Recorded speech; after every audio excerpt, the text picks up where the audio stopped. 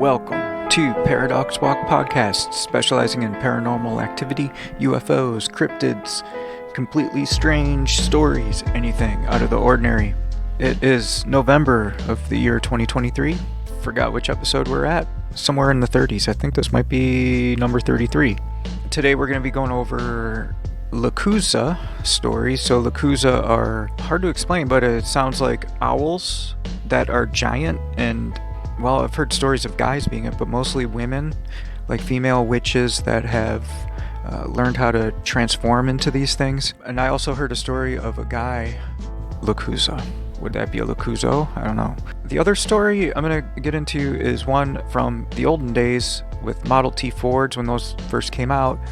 A guy was driving in the mountains in the south of the USA, and a giant mountain man walks out, just opens the door, because those things don't go very fast, so it could like keep up with the car, and just sits in the passenger seat and takes a ride.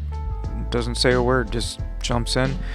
And the man said that he kind of describes the situation. He ended up saying that the guy had 10-inch long fingers, and I don't know, it sounds almost like maybe a Sasquatch story, but he didn't make it sound like that. But I'll read that off. For this first part, we're going to go over to a website called thoughtcatalog.com. It says 17 creepy facts about the Yakuza. Yakuza are shape-shifting witches, according to stories told by Mexican and Tejano people. A Yakuza appears to be a large bird with a woman's face and hair. Mostly what I've heard of is people mistake them for giant owls at first, and even large black birds. And then when they look closer, they seem to have human characteristics. Pretty creepy. Continuing on here, in folklore, a Yakuza begins as a normal human woman who sells her soul to the devil in order to be given mystical powers and becomes a bruja. So bruja is the Spanish word for witch. Afterwards, they continue to look like normal women during the day, but at night they become Yakuza, with owl-like bodies and human heads. At night, Yakuza fly through the air or perch somewhere hidden and look for prey. They make the noise of a human whistle or crying infant in order to attract attention. I've also heard of crying women, and someone will go and try to help. They think someone's in trouble, and they'll go to help, and then the Yakuza come out of nowhere. If you hear the sound of the Yakuza, you are not only in danger of becoming their meal, it's believed to be an omen that someone in your family will die. Yakuza can carry a full-grown man in their talons. If they are especially hungry, a Yakuza will swoop down and try to run a car off the road to get to the people inside. Yakuza have the power to control the weather and can make it storm. They also have the power to make your vehicle's battery die. Yakuza cannot be harmed by guns or most other weapons, but I did hear a story of the male one got hit with a shotgun, and that next morning they found the guy that they thought was transforming into it dead at his house with a shotgun wound. So I don't know, but I also heard stories of people shooting at him. They followed him back in the morning. He went to like a cafe to get coffee. He was riding four-wheelers and took a bunch of shots at these things flying in the air. And while he was getting his coffee or something in the morning, he said a really beautiful girl walks up and says, "You can't kill us with your guns." I don't know what it was. I don't remember the whole story. I think that's on Beyond Creepy's channel. Maybe in the future I'll look that up. It's one of his older videos, like when he first started his channel, maybe even before 2019. So here's some of the stories. Growing up, I was told by my siblings that the Yakuza was this huge black bird that would visit your home during the night and either sit outside your window or sit out on top of the roof making whistling noises until you couldn't take it anymore. Once you went outside, it would peck or scratch you. 3. I swear on my life that I saw that bird. I saw it when I was about 9 or 10. I lived in San Antonio along 35, I think Highway 35, between two little towns called Von Ormy and Little. I was at home alone, waiting for my dad to get home from work. I was on the couch watching SpongeBob. It was a bit late. The sun had set maybe an hour or so before, but the moon was full and lit everything enough that you could see like a dim light was on. My grandmother's house was on the same plot of land about a few hundred yards in front of my house. I looked out the window because I saw movement near her back door. I thought my dad had stopped there first and was walking home. I ran outside on the front porch to wave at him and yell hello, but it wasn't my dad. It was this massive bird. I mean, this thing had to have been the size of Big Bird from Sesame Street. It was much bigger than any hawk or buzzard I'd seen before. It was sitting on the picnic table in my grandma's yard, and it was just looking dead at me. I froze, but I didn't feel too scared. I was really just interested in this giant bird outside. It was jet black. All I could see was the outline of it and the eyes shining in the moonlight. I slowly went back inside and peeked at it through the window on the front door. I was so amazed by it, I had never seen anything like it. We stared at each other like this for a few minutes. Suddenly it spread its wings and it flew away. I told my dad about it when he got home later, and he laughed it off, but I told my grandma the next morning while we were eating breakfast, and she went crazy.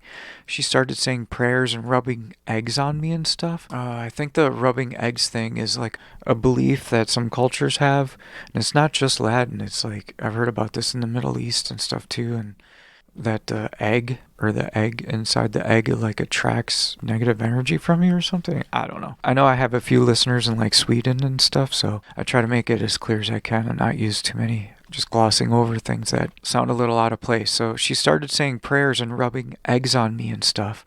Then she told me the story of La Lucusa, which I'd never heard before. It sent shivers down my spine, knowing that it was staring at me so intently. After thinking about it for a few days, though, I started to wonder maybe if it wasn't there to hurt me, but to warn me about something. Sure enough, a few weeks later, a huge storm came through. There was a funnel cloud nearby. I never actually touched down, but the winds did do a lot of damage to my house. But my grandma's was completely untouched, and that picnic table was the only piece of furniture outside that wasn't blown away. That's just a few things. There's a lot on the Lucusa. It's interesting. There's kind of a representation of a similar thing in these like skit type horror movie type things. It's called VHS. There's VHS 1 and VHS 2. There might be VHS 3.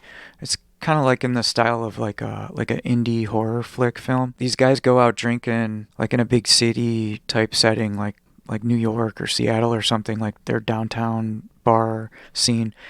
And a girl comes up and she's acting a little weird, but she goes up to one of them and I think she starts sniffing each guy, and she sniffs this one guy and is like, you're the one I want or something, and she like goes home with these guys and she's just all into this one. I forgot what happens, but I think at some point when they start like making out and stuff, like she takes off her like shoes and stuff, and her feet are all weird. The story is like any type of shapeshifter, the feet is something that they can't really control as good as the rest. I don't know, but that was like part of the film. And then I don't really want to give away the ending, but if anybody wants to see it, it's just, I don't know, it's just like low budget, but if you're into that sort of thing, VHS, I don't know which one it's on. Not my type of thing, but somebody may like that. But is there like a vampiric type of connection with these things? I don't know. Are they just witches that want to transform? It reminds me of, on the Paranormal Roundtable channel, somebody that he knows. I guess he was like one of his acquaintances was kind of a bad character and would try to break into these buildings at night and stuff, and him and one other guy went on top of a building and they were trying to get inside through a vent or something. I don't know the exact what he was trying to do, but while they were doing this, something just flew on top of the building and grabbed his co-robber, the guy he was breaking in the building with. She just bites into his neck and sucks his blood like a vampire and flies away. He says she was naked and she had red hair. Yeah, red hair, running around naked, sucking the life out of a guy, throws him away and flies away. That is definitely my high school girlfriend. That's where you want to search. Anyway, moving right along here, this comes from the FoxFire book 2. I'm going to do my best. What they do is they write it in the style of these Southern mountain men talk. So the FoxFire series, from the best I can tell, it seems like these are old books, and they would interview Southern United States people that would live in the mountains and survive on their own, and they would try to get all these tips, like how to grow corn the best way, how to harvest, hunting, and at one point they just started asking them about their ghost stories and the weird supernatural stuff. This one is a guy that one of his neighbors had a Model T Ford, like when they first came out. And he says Bob Meeks was his name. This is on page 335, if anybody wants to look this up. FoxFire 2. Bob Meeks was his name, and he was working somewhere in Tennessee over there. He come through Benton while they didn't have a road then, and he had come across that mountain. Now, I don't know whether it was Frog Mountain, if that was the name or not, but anyway, there was 22 miles there that there had no houses, and steep and twisty, and late at night, his wife called him. Some of the kids got sick, and he had to come in, and he was coming along that mountain, and sorry, they write it the way they talk, so in English here, it's like, and he's apostrophe comin', no G, just a comin' with an apostrophe.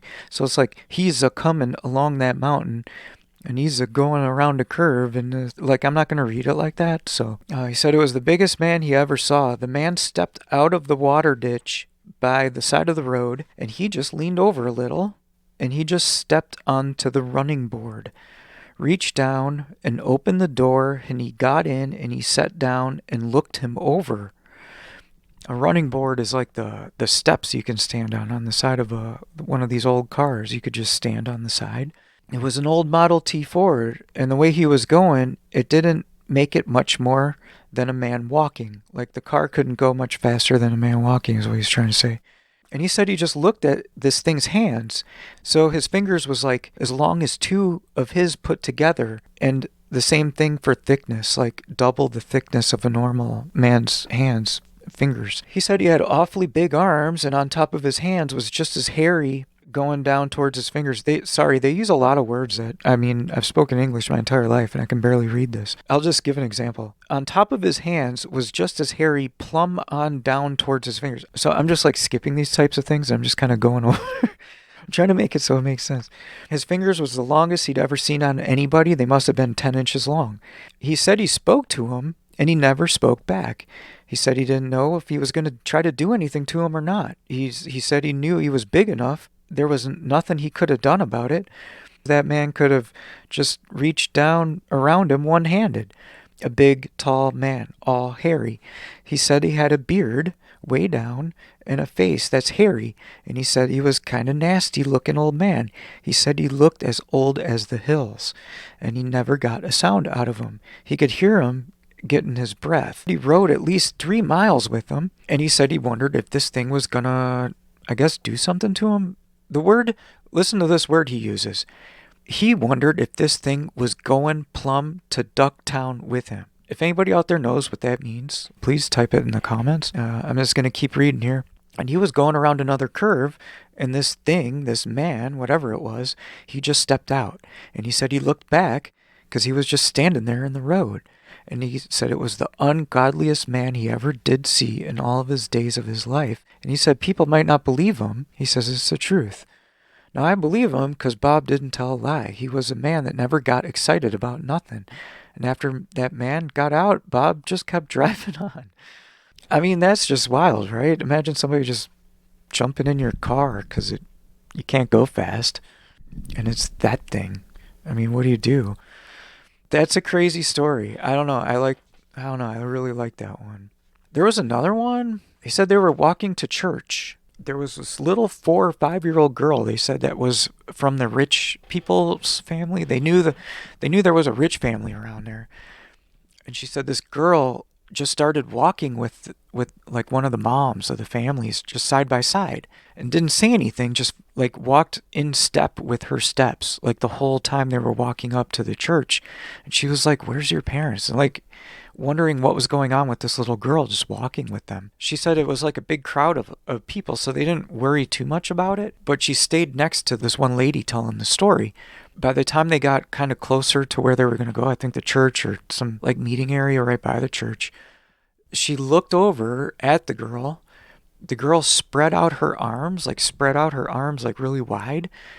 And when she did that, she just disappeared in front of her eyes, like just straight up disappeared. There's other stories, like they thought the forest was on fire one day and they all run out. And these are all different people talking in the middle of nowhere.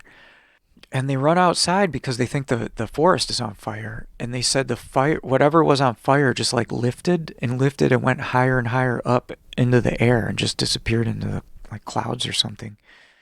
Sounds almost like a UFO story. Another one was fireballs. There's like 3 or 4 stories that they say like things falling just straight out of the sky, and one like rolling through crops and stuff, just barreling through all the crops on fire. And when they go look, there's nothing there. Yeah, a lot of lights going in and out of places. Like the way they explain it, it makes it almost impossible to read. Like there's a vein of minerals going through there, and they rise up and they go up, and they pretty good sized lights, and they're playing all over the bottoms. Go down there. Sometimes they go way up and then back down. Like it's like makes it kind of difficult to read these stories. But yeah, I got a kick out of that. So yeah, I'm probably going to go over some other Yakuza stories and those types of things. Those types of things are really fascinating to me.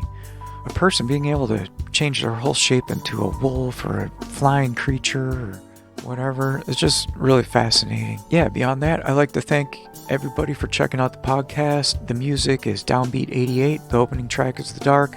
The ending track is called Moment of Peace. RSS feed is in the show notes, and anybody want to share their story, they can either in the comments or if you want to email ParadoxWalk podcast at protonmail.com. My Patreon is patreon.com/ParadoxWalk.